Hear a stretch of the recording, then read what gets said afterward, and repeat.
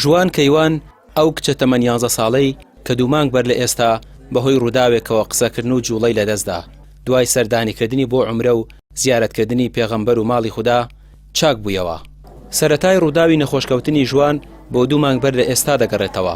دوکانەکەی باوکی گردەگرێت و ژوان ئەو دیمەنە دەبینێت وا دەزانێت باوکشی لە ئەگرەکەدا سوتاوە. لەو کاتەدا تووشی سەدمەیەکی دەرونی دەبێت و قسەکردنی لەدەست دەدات. دوای هەفتەیەکیش جوڵەشی نامێنێت و دەکەوێتە سەر عەرەبانە.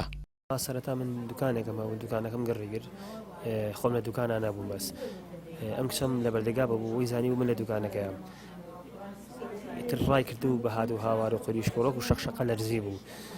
تروتبیان چێتی باوکم سوتاوە، من لە دوکان نەبووم. ئێتر لە دوایەوە ئەو کچە ناوسکیە ئازار 15 ڕۆژ ناوسکیێشە.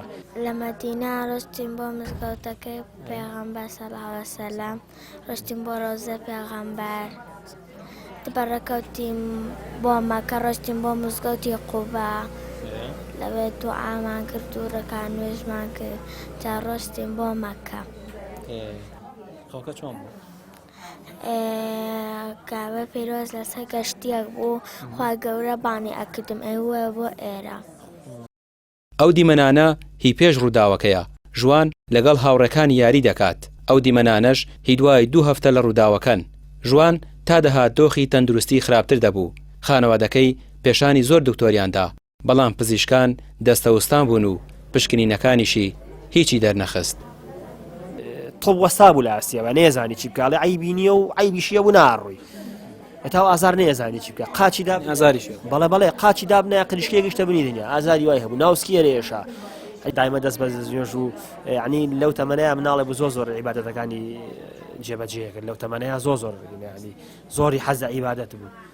دایمە شکر بوو بەشی خوا و ئازارە زۆرەی هەبوو. باوەڕکەنا من ئەگریان بووی ئەو قورعانی بەرزە کردوانێ بە دەنگێکی لاڵەیە و خوای شیفان بۆ تۆ هێنا فریامکەوە لە ماڵەوانێ بە چ زمانێ بەس بەخەڵ بڵێ تێگەیشتین. قورعانەکەی دایمە دەستەوە بەرزێکردەوە بە دەستی لوولەوانێ.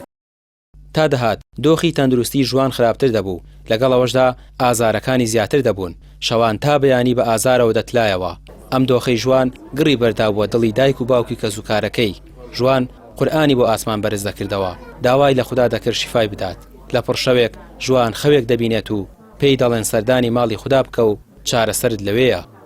پێش ئەوە کە لێرە بووینە سلێمانی وتی خەون بینی، باوکی وتی کەیوان وتی کە باوکێتی وتی بۆ چ وڵاتێگەڵێ ئەو من بەس چابیتەوە، وتی بۆ هیچ شوێنەکەم مەبەن ئەچم بۆ مەکە، ئەچم بۆ ئەمرە. بەڵێ وتی بمبەن بۆ ئەمرە خەوم دیوە لە خەوما کابەی شەریف لەسەر کەشتێکی سپی بۆ ڕۆشتۆتی وەرە بۆ ئەوێ چابیتەوانێ. ئەم بردە ڕۆزەی پێغەمبەر صلی الله علیه وسلم کە دەست کەس نەئەکۆ بە کۆڵ ئەم بردام ئەنا ئەم کچە هیچەر خراپتر بەرە زیکان هیچ کێشەی نەبوو، یعنی بڵێ چاوەڕێ لەوێ بوو.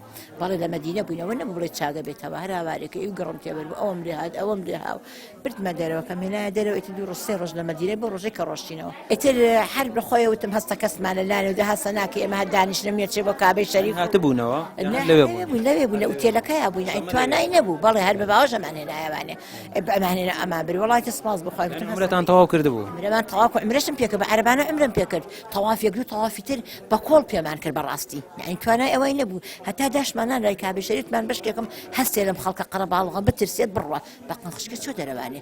لە دوایە سپاس بخوا کە پێرێ بوو ئاوا دانیشت بووم باپیری لە هۆدەیەک تر لەو لامانەوە بوو، هەلە خۆتم دەی هەستە ژماگەن بە ئیزنی خوای گەورە هەستە ئیشەڵڵا چابیتەوە لە پڕ هەستایە سەر پێ سپاس بۆ خوای گەورە کە هەستا ڕۆی تێچم بەلای باوە سالار بەلای باوکی دایکی کە چوو بۆ ئەوێ دەرگاکە یاتی باوە سالاریشی زۆر پێی خۆش بوو لە خۆشیان نەیزانی چی بکات لە دەنگی ئێمە دوعای خێرمان کرد، هەمووی ئەوەی ئوتێلەکە هەمووی هات دەرەوانێ هەمووی دوعای خێریان بۆ کرد.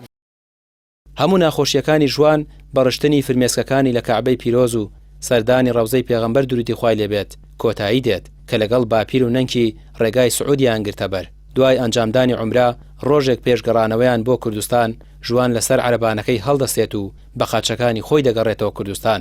ئێستا ژوان 11 ساڵ تەنها ئازارێکی کەمی ماوە دەڵێت تەندروستیم بەرەو باشبوون دەچێت. بەم تەمەنەکەمەی شەوە لە بەرامبەر ئەو میهرەبانی خوددا لەگەڵیدا کردی پەچەی کردووە و دەڵێت لە خۆشەویستی خوددا ئەو بڕیارەی داوە. ڕامیار عوسمان کەناڵی پەیام سلێمانی.